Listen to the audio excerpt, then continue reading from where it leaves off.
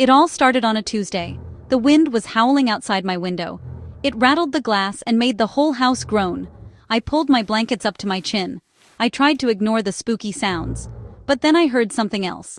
A loud thump came from downstairs. It wasn't the house groaning. It wasn't the wind. This was different. This was a sound that didn't belong. My heart started to beat fast, like a drum in my chest. I sat up in bed, listening. Was someone in my house? I told myself it was just my imagination. Go back to sleep, I whispered. But I couldn't. I was too scared. I slowly crept out of my bed. My feet were cold on the wooden floor. Each step I took made a tiny creak. I felt like a mouse trying to hide from a cat. The hallway was dark and filled with shadows. The shadows looked like long, bony fingers reaching for me. I held my breath as I moved toward the stairs. My hand shook as I reached for the railing. Every little noise made me jump. A floorboard upstairs groaned. The refrigerator downstairs hummed. Was that a footstep? Or just the house settling? My mind was playing tricks on me. Or was it? I had to know what made that sound. Downstairs, everything looked normal at first. The living room was quiet. The moonlight shone through the window, making everything look gray and spooky. I checked the front door. It was locked. I checked the back door. It was locked too. I let out a long sigh of relief. Maybe it was just an animal outside. Maybe a branch fell on the roof. I tried to laugh at myself for being so silly. Who would be in my house? It was a crazy thought. I walked into the kitchen to get a glass of water. My throat was dry from being so scared. I needed something to calm my nerves. That's when I saw it.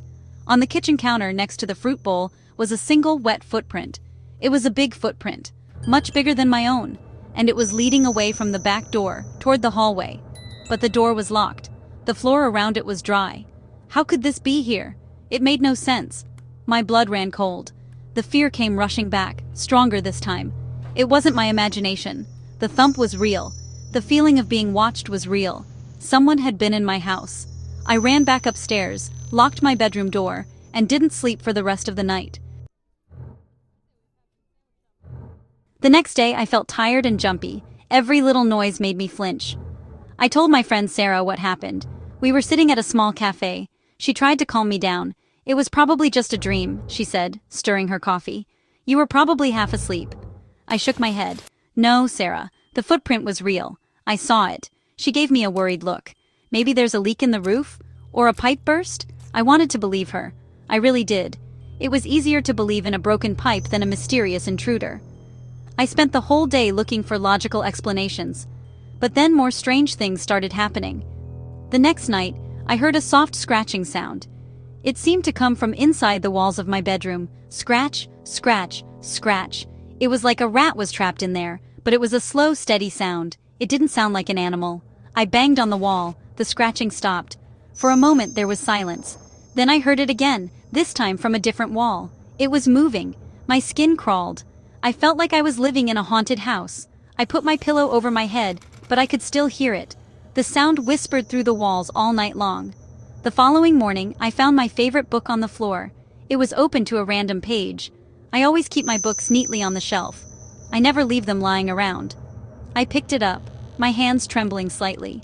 Who would do this? Who would come into my house just to move a book? It was such a small thing, but it felt so personal. It felt like a message, a warning. Someone was watching me. They knew what I liked. They were playing a game with me. A scary, twisted game that I didn't want to be a part of. My safe and cozy house didn't feel safe anymore. I called Sarah again. My voice was shaking this time. Something else happened, I told her. My book was moved, and the scratching noises are back. Sarah sounded more concerned now. Okay, this is getting weird, she said.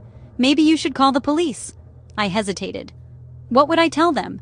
That a book was out of place? That I heard scratching in my walls? They would think I was crazy. They would tell me it was just rats or an old house making noises. No one would believe me. I had to figure this out on my own. But I was getting more and more scared with each passing hour. The fear was like a heavy blanket I couldn't shake off. I started checking the locks on my doors and windows over and over. Every time I left the house, I would take pictures of how I left things. The books on the shelf, the pillows on the couch, just to prove I wasn't going crazy. When I came home, I would check the pictures. And sometimes, something was different. A coaster moved an inch to the left. A magazine closed when I had left it open. These were tiny changes. so small that anyone else would miss them. But I knew. It was proof. Someone was here when I was gone. One evening, I was watching TV. I tried to distract myself with a funny movie, but I couldn't focus. I kept listening for strange noises. My eyes kept darting around the room. I felt a cold draft, even though all the windows were closed. Then, out of the corner of my eye, I saw it. A shadow. It was standing in the dark corner of the living room, near the tall bookshelf. It was tall and thin. It looked like the shape of a man. My heart stopped. I froze, my eyes wide with terror. I was too scared to scream. I just stared at the dark shape, waiting for it to move. I blinked, and it was gone. The corner was empty. There was nothing there but the bookshelf and the shadows it cast. Was it a trick of the light? Was my mind just so full of fear that it was creating monsters in the dark? I slowly stood up from the couch. My legs felt like jelly. I walked over to the corner and touched the wall. It was cold. I looked behind the bookshelf. Nothing. I felt a wave of confusion wash over me. I saw it so clearly. It was a man in a suit, I think.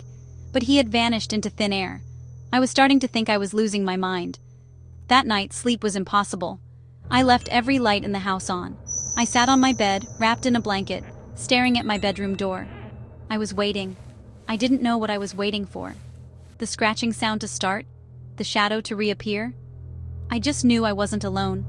The feeling was stronger than ever before. It was a heavy presence in the house. A cold, silent observer who was always there, just out of sight. My house was no longer my home. It was a prison. And I was trapped inside with something terrifying. The week had been long, but this night felt like it would never end. The next morning, I knew I couldn't take it anymore. I had to do something drastic. I decided to pretend to leave for work. I grabbed my bag and my keys. I walked out the front door and locked it behind me. I made sure to make a lot of noise. I started my car and drove down the street. But I didn't go to work. I parked around the corner, where my house was still visible. Then, I waited. My heart pounded in my chest. What if nothing happened? What if this was all in my head? I sat there for almost an hour. The street was quiet. Then, I saw it. The curtain in my upstairs bedroom window moved. I grabbed my phone and called the police. My voice was a shaky whisper. "There's someone in my house," I said. "Please, you have to hurry." I told them my address. I told them I was parked down the street. They said they were on their way. The wait felt like an eternity. Every second stretched on forever. I kept my eyes glued to my house. I was terrified the person would see me. What if he tried to escape? What if he had a weapon? My mind raced with horrible thoughts. Finally, I saw the flashing blue and red lights of a police car turning onto my street. I had never been so relieved to see them. The police went inside. I stayed in my car, my knuckles white from gripping the steering wheel. A few minutes later, they came out. They were not alone. They were leading a man out in handcuffs. He was tall and thin. He was wearing a dark, wrinkled suit. He looked pale and confused, as if he had just been woken up from a long sleep. It was the shadow from the corner. It was the man from my nightmares. He had been living in my attic. He had been coming down at night, moving through my house like a ghost. He had been eating my food and watching me sleep. Even now, months later, the feeling of unease has never really left. The man is gone, but the memory of him remains. I sold the house. I couldn't stand to live there another day. In my new apartment, I check the locks 3 times before I go to bed. I still hear noises sometimes.